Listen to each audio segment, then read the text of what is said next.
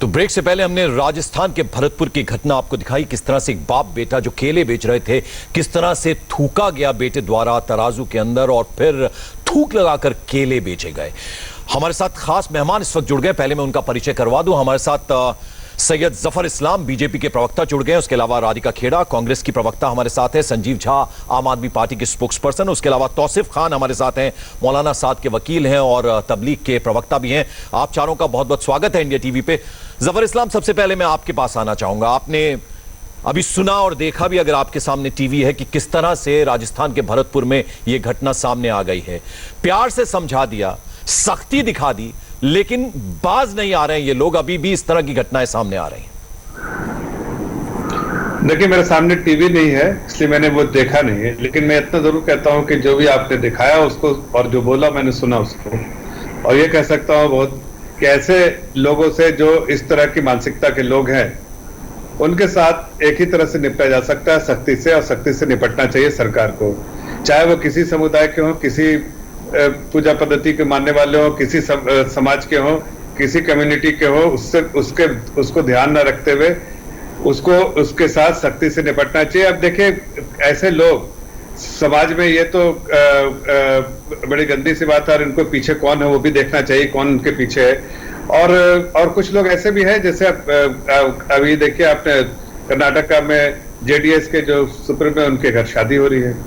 ये सारी चीजें जो है यही चीज दर्शाती है कि जो प्रधानमंत्री ने और जो देश ने जो एक गाइडलाइन इशू किया है एक डिसिप्लिन का, वो मेंटेन नहीं किया जा रहा, और इस तरह की हरकतें जो दिख रही है, चाहे यहाँ पर हो या कहीं पर भी हो, या राजस्थान में हो या किसी और प्रदेश में, उनके साथ वहां की जो स्टेट एडमिनिस्ट्रेशन है उसको सख्ती से निपटना चाहिए, उसके अलावा कोई चारा नहीं। राधिका खेड़ा, जब भीलवाड़ा मॉडल सामने आता है तो तारीफ करनी पड़ती है राजस्थान की कि किस तरह से वो एक एग्जाम्पल पेश किया, लेकिन जब इस तरह के इंसिडेंट्स, भरतपुर का ये मामला सामने आ रहा है, कौन सी भाषा इन्हें समझ आए? राजस्थान में आपकी सरकार भी है, इस तरह के इंसिडेंट्स जो हैं आए दिन अलग अलग स्टेट से सामने आ रहे हैं। अब ये ताजा मामला भरतपुर का आया है। जी बिल्कुल पंकज जी, जिस तरीके से मैं कहूंगी, ऐसे जो लोग हैं जो चाहे केलों पर थूक रहे हैं, या जो हमने देखा कि बिल्लारी में हुआ, जिस तरीके से वहाँ के एमएलए ने आके खाना बांटा और सोशल डिस्टेंसिंग का ध्यान नहीं रखा, जिस तरीके से मुरादाबाद में हमने देखा जो हुआ, जिस तरीके से मध्य प्रदेश में हमने जो देखा हुआ, बार बार ये जो चीजें सामने आ रही हैं, मैं मानती हूँ कि ये जितने भी लोग हैं जो ये गलत चीजें कर रहे हैं वो इंसानियत के दुश्मन हैं, मानवता के दुश्मन हैं, और इनके साथ सख्त से सख्त कार्रवाई करी जानी चाहिए, चाहे वो कोई भी हो, across any party line, across कोई भी, इसमें तो रिलीजन, पार्टी लाइन, महिला पुरुष कुछ नहीं देखा जाना चाहिए, सबको बराबर से तोलकर उन पे कड़ी से कड़ी कार्रवाई करनी चाहिए, क्योंकि एक इंसान की वजह से, जैसा अभी हमने हेल्थ मिनिस्ट्री की प्रेस कॉन्फ्रेंस में सुना, एक इंसान की वजह से पूरे देश को भुगतना पड़ता है। इसीलिए बहुत जरूरत है, चाहे वो प्रदेश की सरकारें हो, चाहे वो सेंटर की सरकार हो, कड़े से कड़े नियम बनाए, और इन लोगों के ऊपर जब ये कोई चीज सामने आती है तुरंत कार्रवाई करके किसी चीज को, किसी भी ऐसे मानवता के, इंसानियत के दुश्मन को बिल्कुल ना बख्शा जाए। और मैं आपके चैनल से ये अपील भी करना चाहूंगी सबको, क्योंकि इस समय सब लोग सबसे ज्यादा न्यूज चैनल देख रहे हैं और आपका चैनल बहुत देखा जाता है। मैं हाथ जोड़ के अपील करना चाहती हूँ, सब अपने घरों में रहें और ऐसी इंसानियत के खिलाफ जाके काम ना करें। लोगों को, अगर आपके पास हेल्थ वर्कर्स आ रहे हैं, डॉक्टर आ रहे हैं, उनको पीटे ना, और लोगों को थूक लगा के ऐसी चीजें ना बेचे, चाहे वो कोई भी हो। हमें सबको साथ मिलके चलना है। ये वायरस ने हमें एक बहुत अच्छा मैसेज दिया है कि साथ होंगे तभी हम लड़ाई लड़ सकते हैं, और इस बात को समझने की जरूरत है, और ऐसी इंसानियत को शर्मसार करने वाली चीजें बिल्कुल नहीं करनी चाहिए। संजीव झा, इससे पहले जो हमने चीजें दिखाई उसमें ये हमने दिखाया कि क्या कुछ राजस्थान के भरतपुर में हुआ, उससे पहले देवास में किस तरह से एक सफाई कर्मियों को पीटा गया। आए दिन इस तरह के मामले सामने आ रहे हैं, इस पर फुल स्टॉप कैसे लगेगा? कौन सी भाषा इनको समझ आएगी? क्या मानसिकता ये दर्शाती है जो इस तरह की हरकत करते हैं? देखिए, ये अत्यंत निंदनीय है जिस तरह की घटना अभी आपने दिखाया। इस घटना की चर्चा आप लोग कर रहे हैं कि जगह जगह डॉक्टर्स को पीटे जा रहे हैं, पुलिस को पीटे जा रहे हैं। मुझे लगता है कि इस पूरे कोरोना संकट में अगर जो सबसे आगे हमारी लड़ाई को लड़ रहे हैं वो हमारे डॉक्टर्स हैं, वो हमारे पुलिस के लोग हैं, और पूरे देश आइसोलेशन में है, घर बैठा हुआ कि कोरोना के संकट से लड़ा जाए। मुझे तो हर वो असली वॉरियर है जो अपने घर बैठा हुआ। ऐसे में कोई व्यक्ति, जो आपने वीडियो दिखाया, मुझे लगता है कि इस तरह के लोग इंसानियत के दुश्मन है, देश के दुश्मन है, और ऐसे लोगों को बिल्कुल नहीं बख्शा जाना चाहिए, क्योंकि आज जिस कारण से पूरे देश के लोग अपने अपने घर में आइसोलेट हैं, उस पर्पस को डिफीट करने के लिए ये लोग तैयार हैं। तो मुझे लगता है ना तो ये समाज का भला कर रहे हैं, ना देश का भला कर रहे हैं। ये समाज के दुश्मन भी है और ये देश के दुश्मन भी है। तौसीफ खान, मैं जमात का जिक्र करूंगा क्योंकि आज हेल्थ मिनिस्ट्री की जो प्रेस कॉन्फ्रेंस होती है उसमें भी जमात का जिक्र हुआ है, लेकिन उससे पहले ये जो विषय पर हम बात कर रहे हैं, क्या आप कहना चाहेंगे ये जो लोग इस तरह की हरकत कर रहे हैं, किस तरह की मानसिकता ये दर्शाता है, क्या कहना चाहेंगे? हाँ, देखिए सौरभ जी, मैं बार बार चैनलों के माध्यम से मैं जनता से, आवाम से, इवन तबलीगी जमात से बार बार यही अपील कर रहा हूँ कि डॉक्टरों से, हेल्थ वर्करों से, एसडीएम से, डीएम से, अथॉरिटी से कोऑपरेट करें। मरकज़ से भी कल यही पैगाम ये दुनिया को गया है, देश को गया है कि हेल्थ मिनिस्ट्री और डॉक्टरों से प्लीज़ कोऑपरेट करिए। इस वक्त जो आपको बचा पाएंगे, ना आपको मिलिट्री बचा सकती है, ना पुलिस, ना मीडिया, सिर्फ डॉक्टर्स बचा सकते हैं। इवन सौरभ जी, आपके चैनलों को इस वक्त दुनिया देख रही है। मेरे खुद के घर में भी डॉक्टर्स हैं, वो भी 2-2, 3-3 दिन अब घर नहीं आ रहे हैं वो। तो मैं जनता से, आवाम से मेरी यही रिक्वेस्ट है, ये जो भरतपुर वाला ये भरतपुर वाला इंसिडेंट बता रहे हैं, हालांकि मैंने देखा नहीं है, लेकिन अगर ये हुआ है तो निंदनीय है। लेकिन आप सोचिए, सिक्के के कभी एक पहलू नहीं होता, वो दूसरा पहलू भी हमें जानना ज़रूरी है। हम किसी चीज़ पे डिबेट करेंगे, वो दूसरा पहलू भी जानिए कि आप समझाइए दूसरा पहलू है, रिपोर्ट क्या कहती है, ये इन्वेस्टिगेशन का पात्र है। तौसीफ खान, मैं पंकज बोल रहा हूं, मैं जानना चाह रहा हूं वो दूसरा पहलू जरा समझाइए। हाँ, देखिए, कल को अगर आपने आज दिखा दिया अपने मीडिया के माध्यम से कि ये थूक रहे हैं और कल को अगर इन्वेस्टिगेशन रिपोर्ट, आईओ की रिपोर्ट अगर बिल्कुल अपोजिट होगी तो फिर आप देश से माफ़ी मांगेंगे इस इंसिडेंट को अगर आप दिखा रहे हैं जनता के सामने? बताइए। नहीं, जो सीसीटीवी की फुटेज है, जो सीसीटीवी की फुटेज है जिसमें वो तस्वीरें दिख रही हैं कि वो दोनों बाप बेटा किस तरह से केले पर थूक लगा रहे हैं, तराजू में थूक रहे हैं, आप कह रहे हैं दूसरा पहलू देखें। ठीक है सौरभ जी, मान लिया, मैंने देखी नहीं वीडियो, मैंने मान लिया, आई एग्री, आई एक्सेप्टेड। लेकिन आप खुद देखिए, आपने एक पहलू दिखा दिया, लेकिन दूसरा पहलू अगर जब आईओ साहब की रिपोर्ट सामने आएगी, अगर आईओ साहब और इन्वेस्टिगेटिंग एजेंसीज अगर मना कर, जफर इस्लाम, दिक्कत क्या है? तौसीफ खान को हम बार बार ये बोल रहे हैं कि ये जो सीसीटीवी फुटेज हम दिखा रहे हैं, टेलीविजन चैनल पर दिखा रहे हैं, वो बार बार ये कह रहे हैं दूसरा पहलू, दूसरा पहलू। क्या चाहते क्या है ये?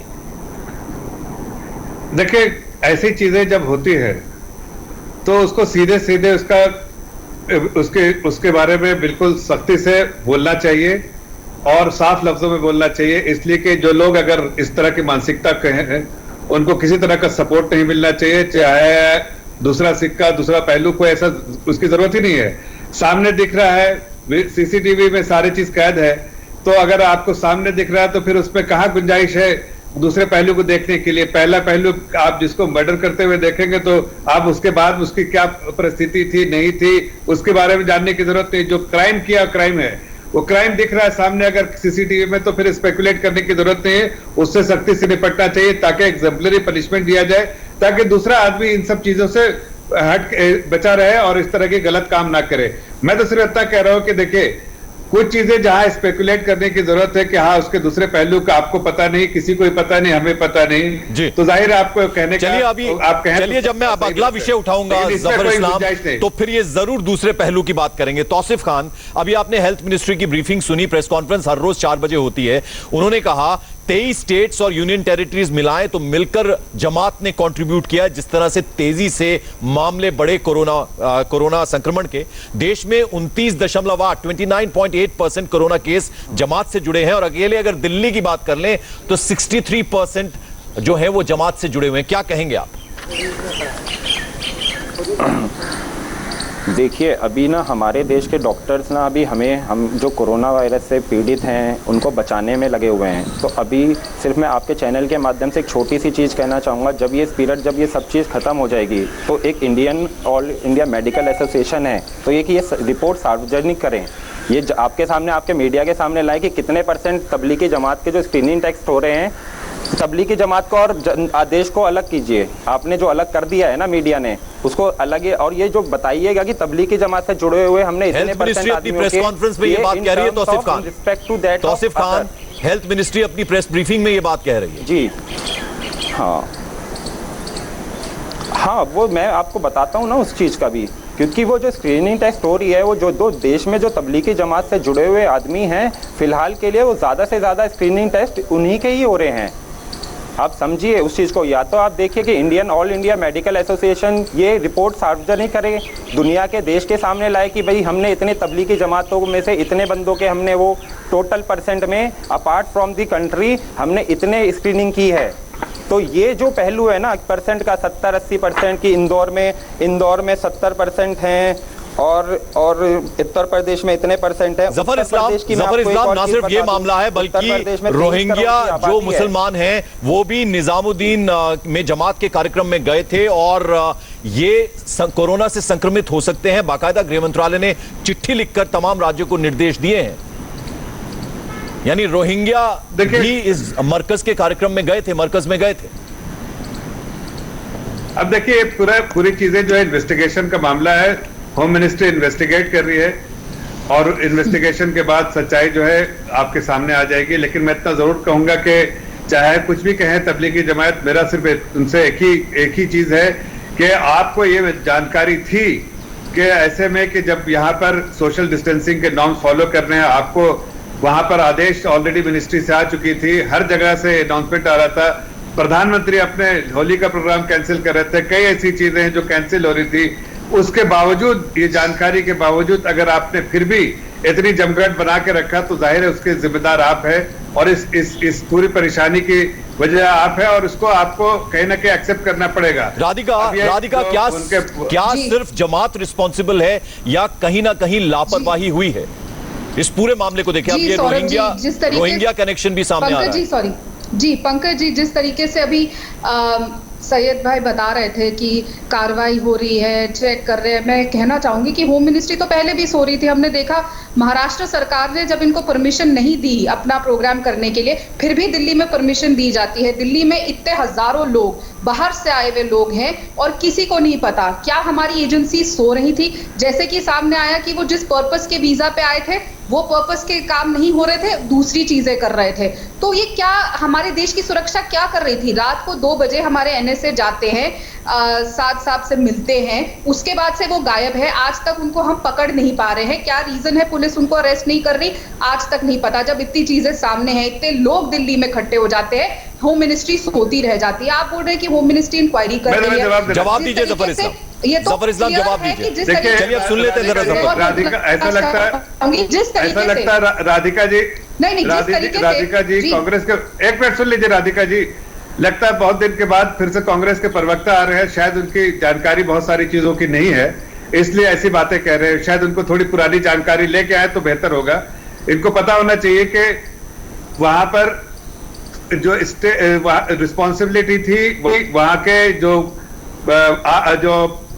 दिल्ली की सरकार है उसकी रिस्पॉन्सिबिलिटी थी और दिल्ली की सरकार एसडीएम और डीएम ये उनकी रिस्पॉन्सिबिलिटी थी, लेकिन उन्होंने वो रिस्पॉन्सिबिलिटी नहीं निभाई। आप बॉल जो है दूसरे कोर्ट पे डाल दिया आपने। अब संजीव झा इसका जवाब देंगे। राधिका मैं आपके पास भी आऊंगा। चलिए मैं राधिका आपके पास आता हूँ। पुलिस आती है, आपको इतनी जानकारी होनी चाहिए। चलिए एक छोटा सा ब्रेक मुझे यहाँ लेना है राधिका, क्योंकि इन्होंने दिल्ली सरकार का नाम लिया है जफर इस्लाम ने, तो संजीव झा से भी मैं इस पे जवाब लूंगा। 2 बजे 7 से तो ब्रेक से पहले जिस बात का जिक्र हम कर रहे थे, रोहिंग्या और जमात का नया कनेक्शन सामने आया है। यानी रोहिंग्या भी निजामुद्दीन मरकज गए थे, जमात के कार्यक्रम में गए थे और अब ये भी संक्रमित हो सकते हैं। और इस बारे में जब हम जफर इस्लाम से बात कर रहे थे तो उनका ये कहना था कि कहीं ना कहीं रिस्पॉन्सिबिलिटी दिल्ली गवर्नमेंट की थी, आम आदमी पार्टी की सरकार है। संजीव झा जवाब दीजिए। देखिए मुझे लगता है कि मैं सैयद जफर इस्लाम के साथ कई डिबेट में रहा हूं और उन्होंने वो कई बार कह चुके हैं हम तबलीगी जमात से मैं जुड़ा हुआ था, कई कार्यक्रम में गया हूं। तो अगर वो गए होंगे तो उनको बेहतर पता होगा कि तबलीगी जमात की जो मरकज में गैदरिंग किस तरह की होती थी, कौन कौन से लोग आते थे और कहाँ से आते थे। मैं हालांकि तुतु में मैं जाऊंगा, इनको पलट के अगर मैं पूछ लूं कि भाई ये फॉरेन मिनिस्ट्री क्या कर रही थी, इमिग्रेशन एजेंसी क्या कर रही थी, ये माइनॉरिटी कमीशन जो वीजा ग्रांट करती है वो क्या कर रही थी, दिल्ली पुलिस किसके पास है। लेकिन मुझे लगता है कि इस तुतु में से समाधान नहीं मिलने वाला और पिछले 15 दिन से बहुत बार चर्चा इस बात की हो चुकी है कि आखिर ये कैसे आए, गलती किसकी थी और पूरा देश जानता है। जफर इस्लाम उस फैक्ट को झुकला नहीं सकते। लेकिन मुझे ये लगता है कि देखिए आप जो बात कर रहे हैं, अभी आपने डेटा भी बताया कि लगभग 67% लोग कंट्रीब्यूट कर रहे हैं। अभी तबलीगी जमात के जो स्पोक्सपर्सन यहाँ बैठे हैं, उनको मैं बताऊं कि देखिए अभी तक दिल्ली में लगभग 21,000 जांच हो चुके हैं, और उसमें हमने ये देखा कि 17 से 7 के हमारे पास अभी पॉजिटिव केसेज हैं। उसमें फॉरेन ट्रैवल हिस्ट्री के 83 हैं, कॉन्टैक्ट हिस्ट्री के 353 हैं, और जो मरकज में शामिल थे वो 1080 हैं। जब ये हम डेटा अलग अलग बताते हैं तो हमारा कारण केवल इतना होता है, ये कम्युनिटी स्प्रेड नहीं हुआ है। किस तरह के पेशेंट हमारे पास आए हैं, 191 ऐसे केसेज हैं जिसका अभी। चलिए, मैं नंबर्स पे नहीं जाता। तौसीफ खान, जवाब दीजिए जो बात संजीव झा उठा रहे हैं, जो सवाल मैं बाद में ये जो दोनों प्रवक्ता हैं बीजेपी और कांग्रेस, उनसे भी बात करूंगा। 23 स्टेट्स और यूनियन टेरिटरीज मिलाकर हेल्थ मिनिस्ट्री ने अभी जो प्रेस कॉन्फ्रेंस की, उसके मैं आता हूं जफर इस्लाम। अरुणाचल, असम, अंडमान निकोबार तक जमात में जो लोग आए थे इस मरकज में, वो संक्रमित मिले हैं। तौसीफ खान, 1 मिनट जफर, आता हूं आपके पास। पहले जरा तौसीफ खान से मैं जवाब ले लूं। मैं आता हूं आपके पास जफर इस्लाम, मैं आता हूं आपके पास। तौसीफ खान, जवाब दीजिए। देखिए, जो अभी हेल्थ मिनिस्ट्री ने जो हेल्थ मिनिस्ट्री ने अभी जो परसेंटेज बताए हैं वो 23 नहीं बताई है, वो 29.8% है, वो contribution to bye Tablighi Jamaat की। बिल्कुल, मैंने 29.8% ही बोला। रिपोर्ट ये आपकी मीडिया की रिपोर्ट, और और रिपोर्ट जो मीडिया की रिपोर्ट है, जो है, आप एक चीज़ देखिए कि जब तक इंडियन मेडिकल एसोसिएशन के डायरेक्टर या कोई भी अथॉरिटी आके ये सार्वजनिक रिपोर्ट नहीं करती है दैट तबलीगी जमात के से रिलेटेड इतने केसेस थे पूरे स्टेट में, इतने % केसेस हैं, and in respect to that other जो केसेस है कोरोना वायरस के वो कितने हैं, तो उसका वो देखना पड़ेगा ना। अब देखिए, मीडिया और रिपोर्ट, ये मीडिया की रिपोर्ट पे देखिए, हम तो कानून तो नहीं चलेगा मीडिया की रिपोर्ट से। मीडिया ट्रायल तो अब वो कानून के हिसाब से आप देखिए तो वो इंडियन मेडिकल एसोसिएशन द्वारा ही किसी के कोई, तो यानी जमात का कोई कंट्रीब्यूशन नहीं है, जमात का कोई कंट्रीब्यूशन नहीं है। तौसीफ खान, वो देखिए, नहीं आप ये कंट्रीब्यूशन ये पता लगेगा ना आगे जाके, रिपोर्ट में पता लगेगा। ठीक है, कंट्रीब्यूशन है। अब एक और चीज़ देखिए, हेल्थ मिनिस्ट्री ने अभी इमरजेंसी का 112 जो नंबर जो जारी किया है, तो मैं जनता से, आवाम से, तबलीगी जमात से जितने भी जुड़े हुए आदमी हैं, मैं बार बार हर चैनल पे अपील कर रहा हूँ कि सामने आके अपना टेस्ट कराइए, स्क्रीनिंग कराइए, सामने आके हर एक आदमी कराए। अगर आप सामने भी नहीं आ सकते हो, घर बैठे बैठे 112 नंबर के इमरजेंसी रिस्पांस देके और सरकार, SDM अथॉरिटी खुद आपके घर आके वो करे। मौलाना साहब तो छिपकर बैठ गए हैं, देखेंगे मौलाना साहब तो छिपकर बैठ गए हैं, वो क्यों नहीं सामने आकर अपील कर रहे? हाँ, मैं पंकज जी, मौलाना साहब की आपने बात छेड़ी है तो एक और चीज़ बता दूं। अभी हमने परसों ही 16 तारीख को एक इंटीमेशन लेटर दिया है IO साहब को, अगर आपको चाहिए होगा तो मैं आपको दे दूंगा। IO साहब को इंटीमेशन लेटर दिया है कि जिसमें कि हमने बता दिया है कि हमने 91 का नोटिस, IO साहब ने हमें 1 और 2 अप्रैल को 2 नोटिस दिए थे 91 के, तो उसके हेवज में हमने रिप्लाई वो ऑलरेडी दे चुके हैं। तो जहाँ रिप्लाई दे रहे हैं वहीं कहीं ना कहीं हम जुड़े हुए हैं ना, क्राइम ब्रांच इन्वेस्टिगेटिंग एजेंसी से जुड़े हुए हैं ना, ज्वाइन कर रहे हैं ना इन्वेस्टिगेशन। और एक और चीज़ मैं आपको बताना चाहूँगा, हमने एक और चीज़ मांगी है क्राइम ब्रांच से, इन्वेस्टिगेटिंग एजेंसी से, कि जो ये आप दिखा रही है मीडिया, ये जो हम पे केसेस दिखा रही है 304 का, और ये ED का जो केस, जो ED ने केस रजिस्टर किया है मनी लॉन्ड्रिंग का, तो उसकी भी अगर कोई इन्फॉर्मेशन है, हम पे कोई केस रजिस्टर हुआ है तो इसकी इन्फॉर्मेशन दे। हमने रिटर्न में लेटर दे दिया है वो इन्वेस्टिगेटिंग एजेंसीज को, क्राइम ब्रांच को, जिसको जो हमको जहाँ इंटीमेशन देना था हमने दे दिया। तो मौलाना साद को लेकर मनी लॉन्ड्रिंग का जो मामला सामने आया है, उस पर भी तौसीफ खान का ये कहना है कि हम तमाम एजेंसीज के संपर्क में हैं, क्राइम ब्रांच से भी लगातार हम कांटेक्ट में हैं। जफर इस्लाम, जो बातें तौसीफ खान ने कही हैं उस पर कुछ कहना चाहेंगे आप? देखिए, उससे पहले मैं ब्रेक पे जाने से पहले मैं आपसे रिक्वेस्ट कर रहा था कि जो संजीव, जो आपके प्रवक्ता है, वो कह रहे थे हमारे बारे में, शायद उन्हें टीवी में नहीं दिख रहा होगा, इसलिए उन्होंने बार बार कहा कि मैं उनके साथ पहले रह चुका हूं इस प्रोग्राम में, और मैं कई बार तबलीग के प्रोग्राम में गया, मुझे तो मेरा कोई लेना देना नहीं। जफर सरेश वाला और जफर इस्लाम दो अलग अलग है लोग हैं। इसलिए जिस तरह से सफाई से आप झूठ बोल रहे हैं, आपके प्रवक्ता संजीव जी, आप लगता है कि आपने केजरीवाल जी से झूठ बोलना सीखा है। कम से कम ये तो मत बोलिए जफर सरेश वाला जी और जफर इस्लाम दो अलग अलग आदमी है और दो अलग अलग है। आपको नहीं दिख रहा तो कहीं नहीं जानते हैं, लेकिन ऐसे गलत बात कहना सही नहीं है, और वो भी खुलेआम आप झूठ बोल रहे हैं। आपको इसलिए मैंने पहले उस वक्त रोकने की कोशिश की थी ये बताने के लिए। जहां तक अब तौसीफ साहब जो कह रहे थे, उन्होंने जो भी कहा, ये देखिए इन्वेस्टिगेशन के मामले में मुझे मालूम नहीं ये एजेंसीज कर रही है। एजेंसीज जो है, सरकार जो है वो एजेंसीज और सरकार में गैप रहता है, वो इंडिपेंडेंट एजेंसीज अपना काम कर रही है। लेकिन इतना जरूर कह सकता हूं कि चाहे कुछ भी कहें, मौलाना साद ने गलती की है और उनको जो भी सरकार, जो कानून तौर पे जो भी सख्ती उनके साथ हो सकती है, जो भी उनको पनिशमेंट होना चाहिए वो होगा, इसलिए कि वो कैंसिल कर सकते थे। वो जो आदेश मिला था, चाहे वो सरकार सेंट्रल गवर्नमेंट से या स्टेट गवर्नमेंट से दिल्ली के, उसका उन्होंने पालन करने से इनकार किया था।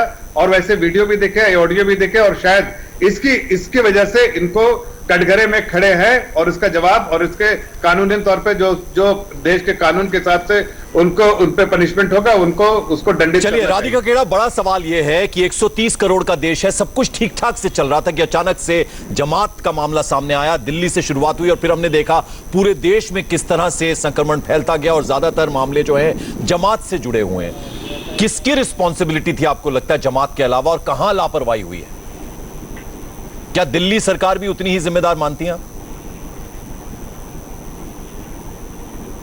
वो हम प्रेस कॉन्फ्रेंस के जरिए देखते हैं दिल्ली के मुख्यमंत्री और बीजेपी के बीच में, चाहे अभी के प्रवक्ताओं के बीच में देखते हैं, जो तू मैं हो रही है, जो एक दूसरे पे अभी तक इल्जाम लगाने का सिलसिला चल रहा है, वो जारी है। ये अभी तक नहीं समझ पा रहे कि अपनी जिम्मेदारी को सामने लाएं और एक्सेप्ट करें। आपको ये पता था जफर भाई कि मध्य प्रदेश में कौन सा एमएलए कहाँ जा रहा है, लेकिन जमात वाले क्या कर रहे हैं आपको कुछ नहीं पता था। मरकज में क्या हो रहा है आपको कुछ नहीं पता था। आप लोगों ने जिस तरीके से नीरव मोदी को भागने दिया, विजय माल्या को भागने दिया, एक और इंसानियत के दुश्मन जमात वाले, ये जो मौलाना साहब मध्य प्रदेश में क्यों आ रही है? मध्य प्रदेश में आपके लोगों ने, आपके लोग वहां पर चोरी कर रहे थे, इसलिए कि आपके ही लोग छोड़ के गए। तो भारतीय जनता पार्टी को जिम्मेदार क्यों ठहरा रही है? आपको राजनीति करनी है तो मैं राजनीतिक जवाब दूंगा। इस वक्त राजनीति का समय नहीं, इसलिए जवाब नहीं दे रहा। जफर इस्लाम, सीधा सवाल है राधिका खेड़ा का कि मौलाना साहब कैसे भाग गया? चारों तरफ जो लोग घूमे हैं, लेकिन अपना रोड मैप क्या है? मैं आपको ये बताना चाहता हूं, आज भी सैनिटाइजर से लेकर हर चीज पे जीएसटी लग रहा है। किसानों की राहुल गांधी के बारे, राहुल गांधी भी देश से बाहर थे, ये भी जानकारी है। मैं कोरोना के समय में राहुल गांधी भी देश से बाहर थे, हाल ही फिलहाल आए थे, उनको क्वारंटीन किया था कि नहीं आप लोगों ने मालूम नहीं? इसलिए पहले आप जाए, बेतुकी बातें मत कीजिए। जहां तक आप मध्य प्रदेश कहां से लेके आ रहे हैं? मध्य प्रदेश में अगर आपको है तो आपको अपने गरीबों में झांक के देखना चाहिए।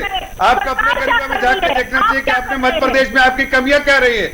वहां सरकार देश की, प्रदेश की जनता के लिए होती है। आप तो 10 जनपद के लिए, जनता के लिए नहीं, 10 जनपद के लिए था, परिवार के लिए आप लोगों ने वहां सरकार खोल। चलिए जफर इस्लाम, आखिर में मुझे प्रोग्राम खत्म करना है। जफर इस्लाम, आखिर में जवाब दे दीजिए, जो आए दिन केसेस आ रहे हैं, अभी हमने दिखाया कि देवास में किस तरह से एक पिटाई की गई सफाई कर्मी की, फल बेचते हुए बाप बेटा जो हैं, वो मामला भरतपुर राजस्थान से सामने आया। केंद्र में आपकी सरकार है, ज्यादातर प्रदेशों में आपकी सरकार है, सख्ती समझ नहीं आ रही, प्यार की भाषा समझ नहीं आ रही। कैसे अब आप इसको, एक भी घटना इस तरह की सामने ना आए जहां डॉक्टरों के साथ बदसलूकी हो, जहां इस तरह से चीजें बेची जाएं, उसको कैसे इंश्योर करेंगे आप? देखिए पंकज जी, जहां तक इन सब इंसिडेंट की बातें हैं, मैं बिल्कुल, और हमारी सरकार, हमारी पार्टी और हमारी स्टेट सरकार बिल्कुल इस बारे में एकदम क्लैरिटी है कि ऐसे लोगों को साथ सख्ती से निपटना है। जिस तरह से जैसे मुरादाबाद में आप देखिए, हमने सख्ती से निपटी, उत्तर प्रदेश में और भी प्रदेशों में हम सख्ती से निपट रहे हैं जी। इसमें कोई ढील देने की जरूरत नहीं है, ना ढील दी जाएगी। लेकिन ऐसे अगर देखिए, आप कुछ भी कोशिश कर लिए, अगर मानसिकता गलत है किसी की, वो इक्का दुक्का एक मतलब fraction of percentage of society के होते हैं, ऐसे ही मानसिकता के लोग हैं, तो उनके साथ उसी सख्ती से निपटा जाएगा। चलिए, हम पूरी उम्मीद करते हैं कि ऐसे लोगों के साथ सख्ती से निपटा जाएगा, क्योंकि अगर ऐसा ना किया गया तो आए दिन इस तरह के किस्से सामने आते रहेंगे। बहुत बहुत शुक्रिया जफर इस्लाम हमारे साथ जुड़ने के लिए। राधिका खेड़ा आपका भी, संजीव झा और तौसीफ खान, आप सब हमारे साथ जुड़े, बहुत बहुत शुक्रिया आपका।